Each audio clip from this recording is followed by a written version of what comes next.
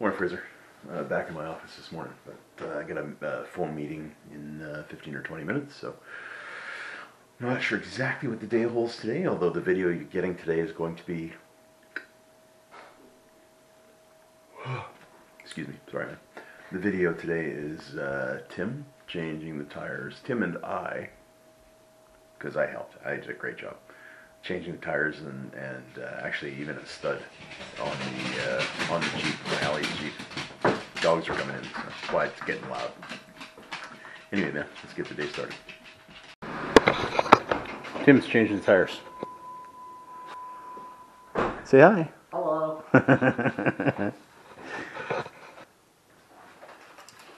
You said you had new plugs for this one as well, right? New nuts? Yep. Right here.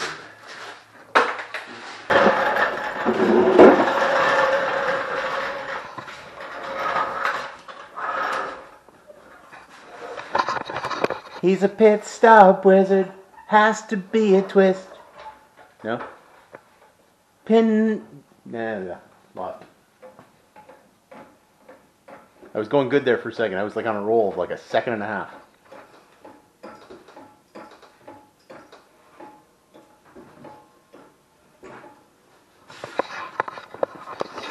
Fully charged? Yep. Sweet.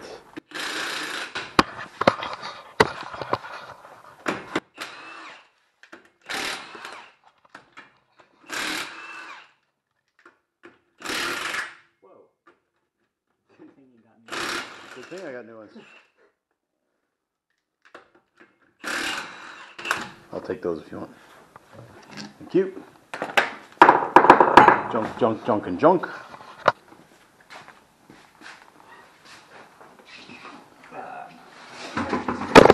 Ooh, what's that? Oh, okay. Yeah, sounds good.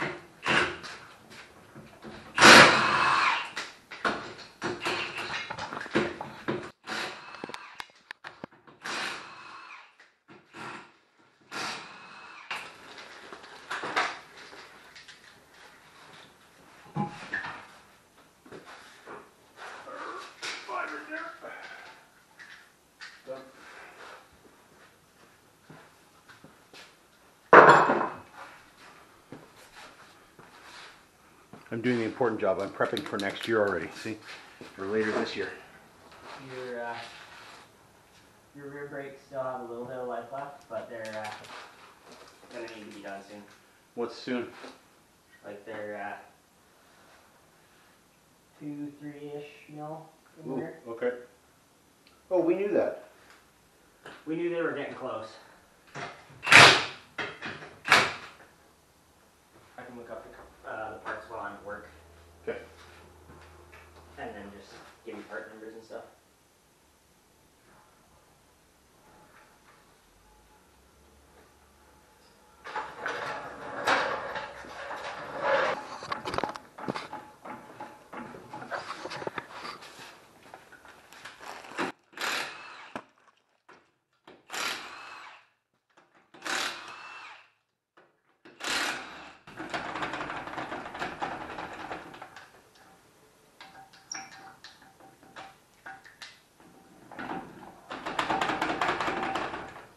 Grab my hammer. Yep.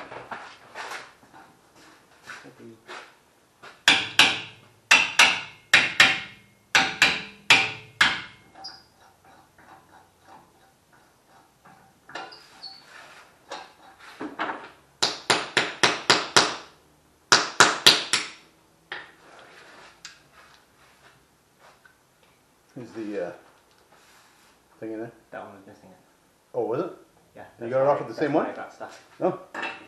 I tried to get it off with the same one. Usually it works, but sometimes it gets stuck.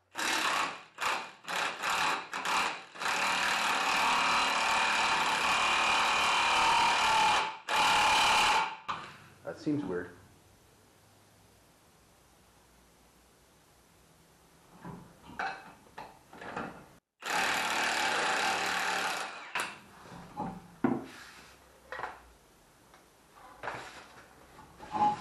Just leave it there. Okay. Ow, ow, ow, ow, ow, hot. That's why I said leave it there. It's hot.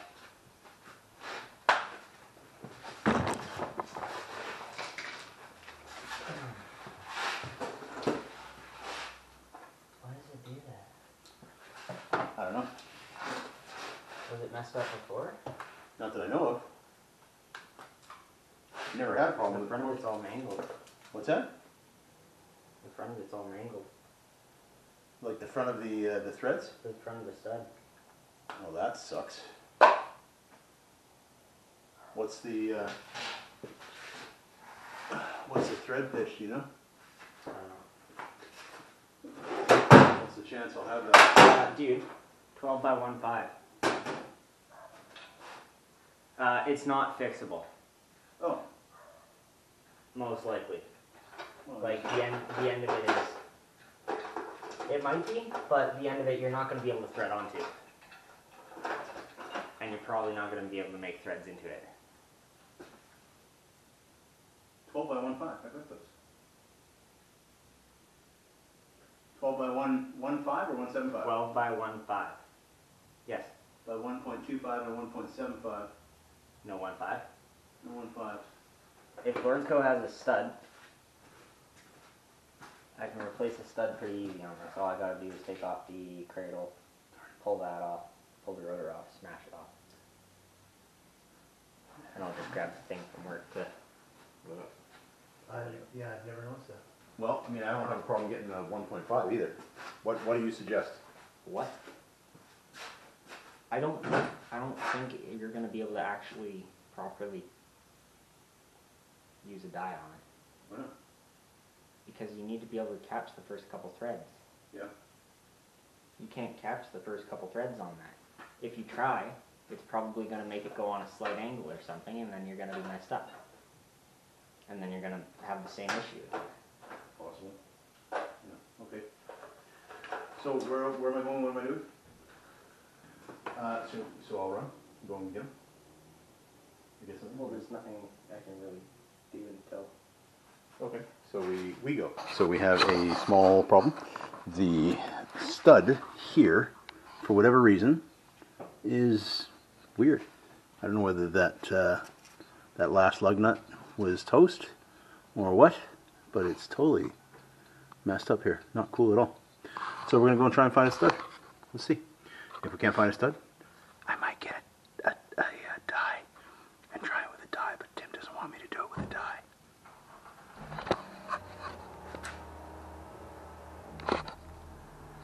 The thing is, it's going to be weakened now. So, Well, technically not safe.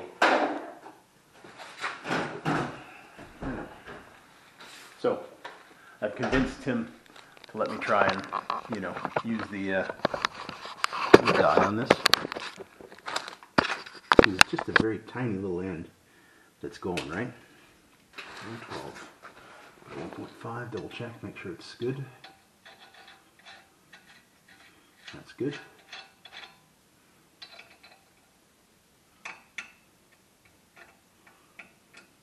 Ooh, yeah, that is harsh. It's a challenge accepted, but I don't know that I'll be able to do it. Because it's too,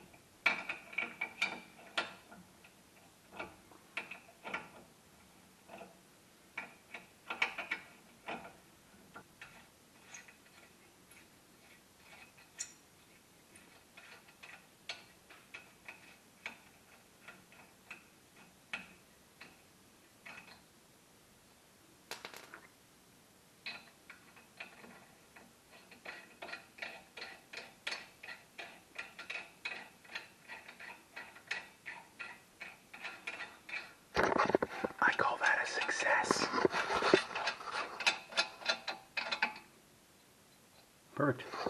Perfect. Little die. Nothing serious. Oh yeah, and a grinder.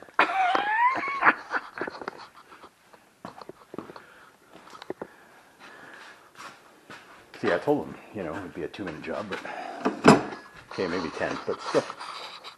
Wait until he comes back. All right, what did you acknowledge before? What? You said you acknowledged something. What did you acknowledge? What did I say I acknowledge? Because I don't remember saying I acknowledge anything. Are the threads okay? Oh, the threads are okay, but they're weakened. Right, but you acknowledged that. That what? What did you acknowledge? I acknowledge that, yes, you did not get it put in at an angle. You did get it on correctly, but this is still unsafe, and we are going to replace it anyway. Okay, but I totally fixed the threads properly, right? Even in that difficult position that you told me that I probably couldn't? I didn't say that you wouldn't. I said that Okay. there's a very good possibility that you don't. But. I never said you wouldn't. Right, I get that. You're But putting words in my mouth. I'm not trying to, and I apologize. I'm just trying to get him And to tell there's me I'm right. evidence of that if you look back at the footage. I don't think you're going to be able to actually properly use a die on it. I don't think you're going to be able to actually properly use a die on it. Of what? Of the, but, oh, no, that gets edited out. I can't even tell you what happened. That's funny. That's funny because if you had a different editor, you might not have that edited out. Yeah, we're going to replace the stud. But, again, the lug nut goes on there perfectly. But, according to the mechanic, it is unsafe, and therefore, we are doing it safely. So, I do submit and acknowledge his professional stance. So, it's all good. How are you going to do that on there, though? Is that possible to do here? Oh, yeah. Oh, okay. Perfectly fine. All right. Perfectly fine.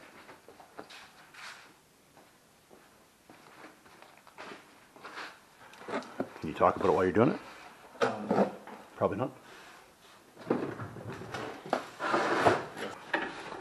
So he's got to remove the calipers in order to take off the wheel stud. Which, because these are new brakes, there's no rust ridge on here, so it'll be really easy. I just have to take out the cradle bolts, and then the entire thing will just slide on. Perfect. I was thinking the same thing. The cradle bolts had to come off, right? And once that's done, that's good. I don't think he was thinking that. You can't prove that. But the look on your face is important. So, do you have like a bungee cord or a wire that I can hang this up on the... Oh, yeah, I got wire. Yeah, perfect. Yeah, perfect. Yeah, perfect.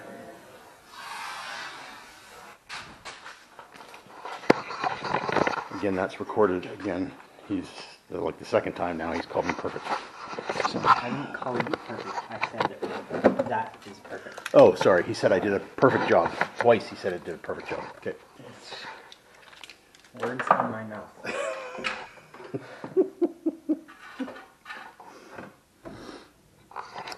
And as you can see, we're kind of changing the theme and maybe the name of the show from Fishing with Fraser to Automotive Mechanics Techniques with Fraser and Tim. Yeah.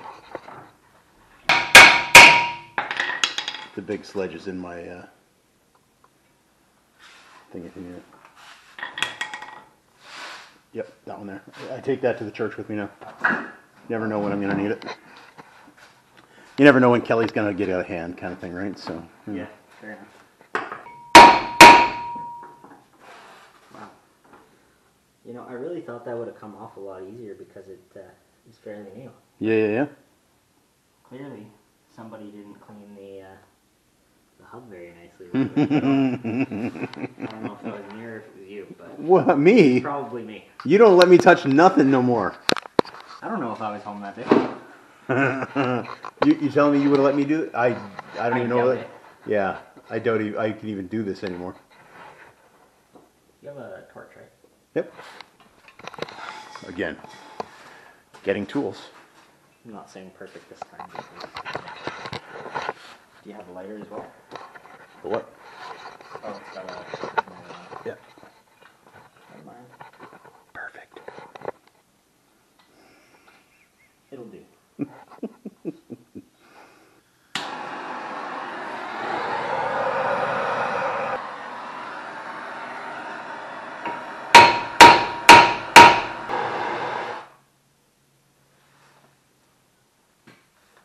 Definitely saw it moving. Yeah.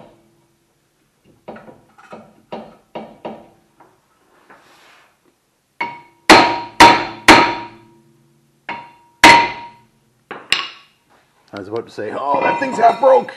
But Don't touch that. no, I'm not going to touch that because it's probably hot. Yeah. Did you hear him yell at me earlier because I touched something that was hot? Because I told him not to touch it and then he touched it. Which is also in the footage.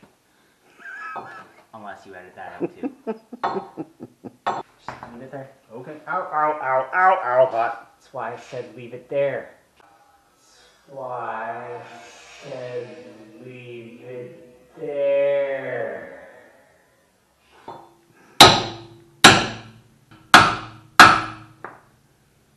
I don't think my threads are perfect anymore. Your threads start after where I hammered. Oh, okay.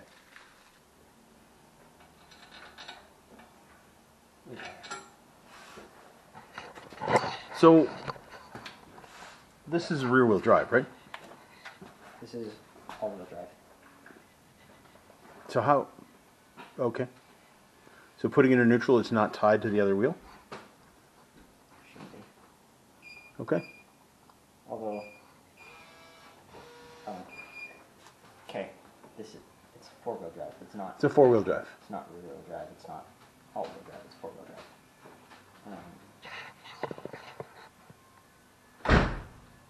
It shouldn't be tied to the other wheel because when you put it in neutral, the CV axle on this side and the CV axle on that side should not spin together. Huh. Because the Okay. reason they would be locked together and spinning together would be if it was in four-wheel drive. Right. This doesn't install this wheel. Oh, yeah. It's just like a little wheel bearing kind of thing, but for a nut to go in there. Oh, I see. So you're not, yeah, okay, that makes total sense. Put that there, you put a nut on, and then you just pull it through. Yeah. Okay. Tim gave me back his friendship, or took my friendship back, I'm not sure which one it is, when he said that I did the threads perfectly. I did not say you did the threads perfectly. I said it was good. I said the threads work. It wasn't on an angle. Perfect. Not on an I didn't angle. say perfect It about sounds that. like the same thing to That's me. not something I would have said perfect about. You can say hi to Fraser? Myself. Hi, Fraser. I need to put the caliper on before I put the wheel on. Sure. Fraser's used to me seeing me do things like 3 and 4 times before I get it right, so. Yeah, that's fair.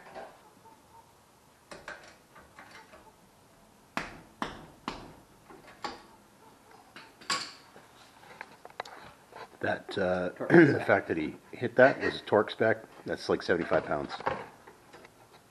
Yeah, give or take. Yeah. See, I know these things. And that's it, we're good? Yep. Sweet.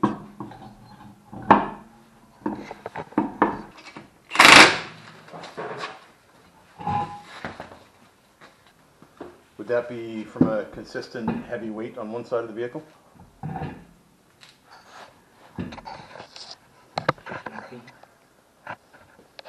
Why?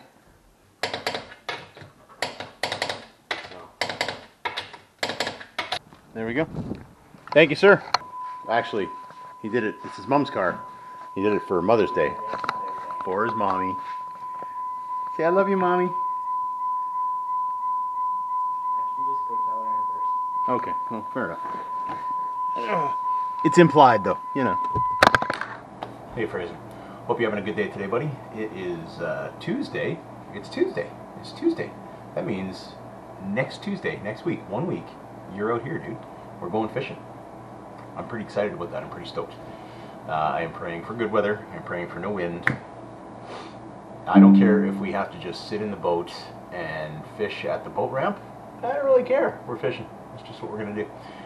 You know, there's no rules. There's no laws against, you know, jigging for bottom fish in there. I don't know. Is there? I don't think so. We'll figure it out.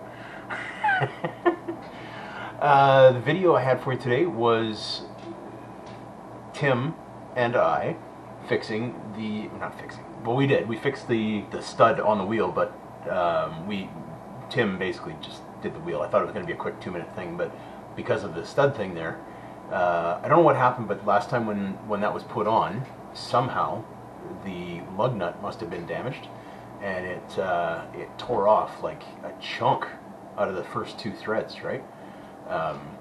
And of course, Tim said, "You're not going to be able to do that," and I said, "Challenge accepted." You know, I'm not the best at tap and die, but I think I do okay. You know, and I got the thread on there. Started great. Worked perfectly. It wasn't on an angle. It went the whole way. The lug nut went the whole way down the stud shaft and back with no issues. So I still think it probably wouldn't have been unsafe, but you know, seeing as how he's the professional, you know, we let it go at that. Tim does have a tendency to be, you know, overly cautious when it comes to his mom and his mom driving and stuff like that, so I can appreciate that, you know. But yeah, no, it was a lot of fun. Actually, I had a great time doing that with Tim. Just he's getting way more comfortable, you know, in front of the camera, and he's just fun to banter back and forth with, right? I just realized I have the air conditioner on.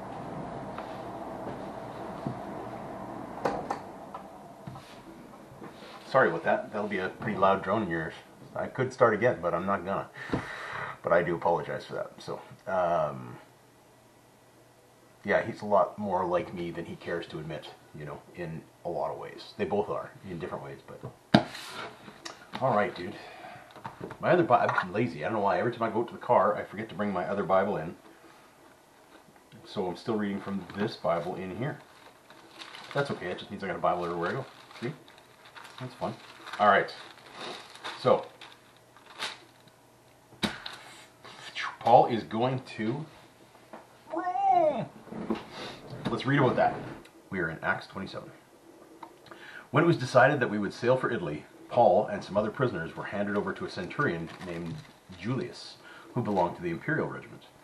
We boarded a ship from a certain place, about to set sail for ports along the west coast of the province of Asia. We put out to sea. The next day we landed at Sidon, and Julius, in kindness to Paul, allowed him to go to his friends so they might provide for his needs. Again there we put out to sea, and again we passed along to the lee of Cyprus because the winds were against us. We landed at Myra in Lycia. There the centurion found an Alexandrian ship bound for Italy and put us on board. We made slow headway for many days and had difficulty arriving off Cnidus. The wind did not allow us to hold our course. We sailed to the lee of Crete. We moved along the coast with difficulty and came to a place called Fair Havens near the town of Lycia. Much time had been lost, and sailing had already become dangerous because now it was after the fast. So Paul warned them, "Men, I can see that our voyage is going to be disastrous and bring great loss to ship and cargo, and to our own lives also." But the centurion, instead of listening to what Paul said, followed the advice of the pilot and the owner of the ship. Since the harbor was unsuitable to winter in, the majority decided that we should sail on, hoping to reach Phoenix and winter there. When a gentle south wind began to blow, they thought they had obtained what they wanted, so they weighed anchor and sailed along the shore of Crete. Before very long, a wind of hurricane force called the northeaster swept down from the island, and the ship was caught by the storm and could not head into the wind, so we gave way to it and were driven along. As we passed to the lee of a small island called Caudia, we were hardly able to make the lifeboat secure. They lowered the sea anchor and let the ship be driven along. We took such a violent battering from the storm that the next day they began to throw cargo overboard. On the third day they threw the ship's tackle overboard with their own hands. When neither sun nor stars appeared for many days and the storm continued raging, we finally gave up all hope of being saved. After the men had gone for a long time without food, Paul stood up and said to them, "Men, you should have taken my advice not to sail from Crete. Then you would have spared yourselves this damage and loss.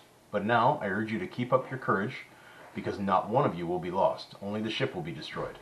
Last night an angel of the God whose I am and whom I serve stood beside me and said, 'Paul, do not be afraid. You must stand trial before Caesar, and God has graciously given you the lives of all who sail with you. So keep up your courage, for I have faith in God that it will happen just as he told me. Nevertheless, we must run aground on some island.' On the 14th night, we were still being driven across the Adriatic Sea, when about midnight the sailors sensed we were approaching land. They took soundings and found that the water was 120 feet deep. A short time later, they took soundings again and found that it was 90 feet deep. Fearing that we would be dashed against the rocks, they dropped 4 anchors from the stern and prayed for daylight. In an attempt to escape from the ship, the sailors let the lifeboats down into the sea, pretending they were going to lower some anchors from the bow.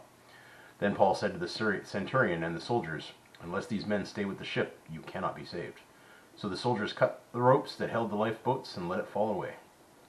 Just before dawn, Paul urged them all to eat. 'For the last 14 days,' he said, 'you have been in constant suspense and have gone without food.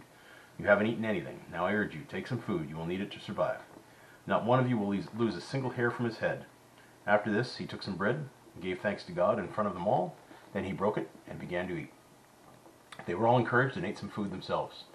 Altogether, there was 276 of us on board. When they had eaten as much as they wanted, they lightened the ship by throwing the grain into the sea. When the daylight came, they did not recognize the land, but they saw a bay with a sandy beach, where they decided to run the ship aground if they could. Cutting loose the anchors, they left them in the sea, and at the same time untied the ropes that held the rudders. Then they hoisted the foresail to the wind and made for the beach. But the ship struck a sandbar and ran aground. The bow struck fast and would not move, and the stern was broken to pieces by the pounding of the surf. The soldiers planned to kill the prisoners to prevent any of them from swimming away and escaping, but the centurion wanted to spare Paul's life and kept them from carrying out their plan. He ordered those who could swim to jump overboard first and get to land. The rest were to get there on planks or on pieces of the ship. In this way, everyone reached land safely.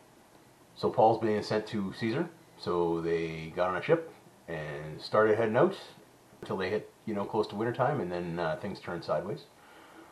God told Paul he was going to stand before Caesar.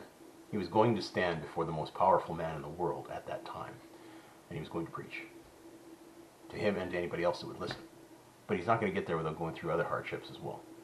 Shipwrecks. Just actually, in one of the other books in the New Testament that Paul writes, he writes about how many times. I think he was shipwrecked 2 or 3 times in different areas and different things, right? So, because not all of the stories of Paul are in here, just like not all of the stories of Jesus are in the Bible, right? But it's interesting. Again, Paul's just going to continue to preach. Love you, buddy. God loves you. Miss you. Look forward to seeing you soon next week, and I will post more tomorrow.